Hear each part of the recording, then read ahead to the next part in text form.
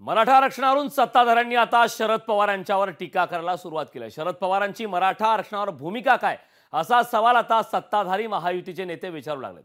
शरद पवार 4 वेळा मुख्यमंत्रीपदी असताना मराठ्यांना आरक्षण का दिलं नाही असा सवाल आता विचारला जातोय।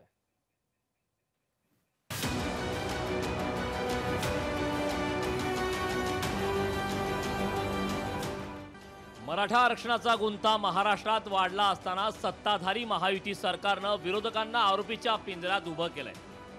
मराठा आरक्षणावर विरोधकांची भूमिका काय आहे असा सवाल उपमुख्यमंत्री देवेंद्र फडणवीसांनी केलाय।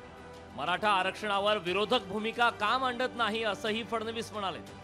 तुम्ही एकदा हे जे आंदोलन चाललेलं आहे या आंदोलनामध्ये तुमची भूमिका स्पष्ट करा। तुम्ही सांगा की मराठा समाजाला ओबीसी मध्ये आरक्षण देण्याकरता शरद पवार साहेब, उद्धव ठाकरे साहेब आणि नाना पटोले साहेब तुमचं यश आहे का, तुमचं समर्थन आहे का, एकदा हे स्पष्ट करा। शरद पवार 4 वेळा महाराष्ट्राचे मुख्यमंत्री झाले, त्यांच्या कार्यकाळात मराठा समाजाला आरक्षण का मिळालं नाही असा सवाल महसूल मंत्री राधाकृष्ण विखे पाटील यांनी उपस्थित केलाय। एका बाजूला 4 वेळा मुख्यमंत्री राहिलेले शरद पवार साहेब हे 4दा मुख्यमंत्री झाल्याच्या नंतर आरक्षण देऊ शकले नाहीत ना, हे सुद्धा वास्तव नाकारता येत नाही। किंवा महाविकास आघाडी सरकारमध्ये आता उद्धव ठाकरे 2 वर्ष मुख्यमंत्री होते, कोणता प्रयत्न त्यांनी मराठा आरक्षणाबद्दल केले?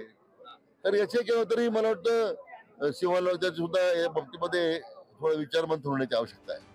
भाजपच्या अधिवेशनाला आलेल्या केंद्रीय गृहमंत्री अमित शहांनी आरक्षणाच्या प्रश्नावर शरद पवारांवर निशाणा साधला। जेव्हा जेव्हा शरद पवार प्रणित सरकार सत्तेत आल्यावर मराठा आरक्षणाला कात्री लागत असल्याचा आरोप अमित शहांनी केला।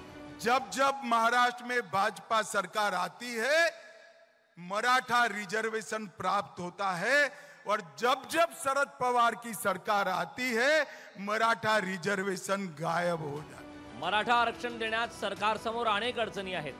विधानसभा निवडणुकीला सामोरे जाताना आरक्षणाच्या मुद्द्यावर विरोधक सत्ताधाऱ्यांची कोंडी करण्याची शक्यता आहे।